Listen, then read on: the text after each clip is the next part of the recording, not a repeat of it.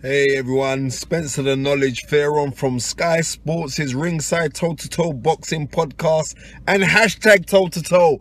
Listen up, give Sporting Icon a follow. Now, if you guys had seen my last video on the WBA, IBF and WBO world rankings, you would have heard me in there saying that I felt or I thought that the mandatory position for the purse bids would in fact be today, but I wasn't convinced of that. But as it turned out, I was right. It was actually today. So thank you, Alexander, for sending this article on to me. Now, it's amazing. See, I can remember like these kind of details about when a purse bid is and who's fighting what, but I can't remember my own wedding anniversary or my children's birthday. I don't know. Anyway, I suppose it's, it's all about priorities, right? So, Kubrat Pulev has in fact announced that he will in fact be fighting Hughie Fury next for the IBF mandatory position. And this is what Kubrat Pulev had to say. Two have refused so far, White and Miller, but Fury has already said no problem and he will play. The date is clear, October the 27th. The fight will be in Sofia. It looks like it will be a very interesting game. He's a good young boxer. So that was Kubrat Pulev's statement. He did go on and talk about potentially winning and actually getting the fight with Anthony Joshua, all that kind of thing. But regardless of all that, that's good. Hughie Fury, he's only got one loss on his record, which was against Joseph Parker. I know a few people thought that he beat Joseph Parker for the WBO world title. But regardless of all that, since then, he did the right thing, in my opinion, which was go back down and conquer domestically. That's what I really wanted him to do. I felt that he went from fighting below British level up to a world title fight, and maybe that's why he lost, and I wanted him to go down, and he did that by fighting Sam Sexton, and he won the British heavyweight title in convincing fashion. So quite clearly, just based on that one, he is head and shoulders above British level. So a opportunity to become a mandatory again for the IBF this time, because before, when Hughie Fury, when he got his shot at Joseph Parker, he was a WBO mandatory. He was given that position because David Haye pulled out of the mandatory position to fight Joseph Parker himself. Tony Bellew himself. So Hughie Fury then stepped in and become the mandatory for WBO and Joseph Parker. But now he's got an opportunity to become the IBF mandatory. Now, straight after he beat Sam Sexton for the title, he did say that by the end of the year, he wants to become a mandatory. Of course, this is via his father and trainer, Peter Fury. And they've done exactly what they said on the tin.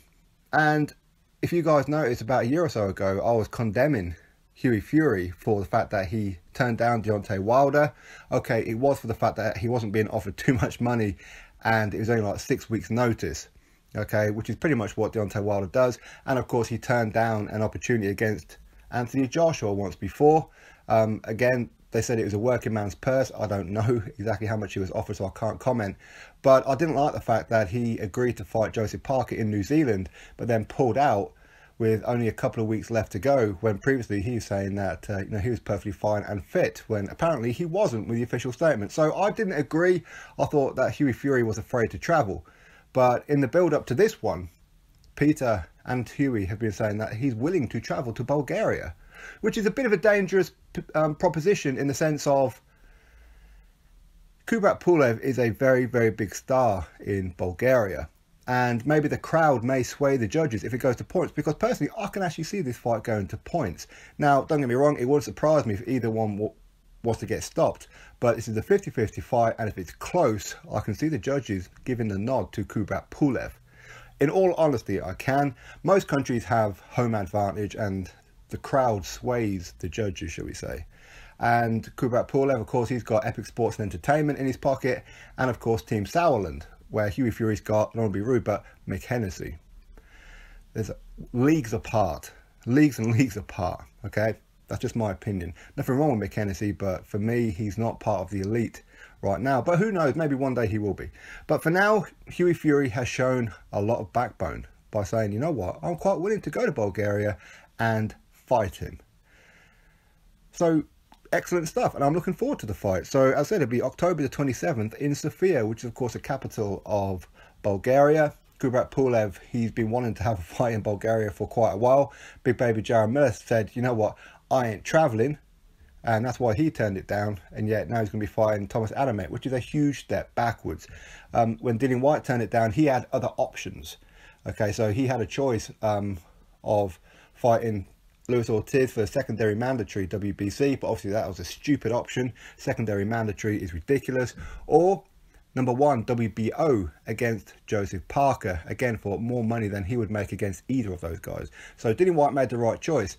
Dominic Brazil also turned down this fight with Kubrat Pulev as well. But here we are, Hughie Fury. So congratulations to Hughie Fury. And of course, we'll all be supporting him here and hope he does the business, becomes the IBF Mandatory, which of course won't be called for about another year or so anyway. But still, he wanted to become mandatory. And from then on in, he can get some big fights out there because a lot of people will be targeting Hughie Fury. So anyway, you drop your thoughts below, click that thumbs up, subscribe. Catch you all on the next video.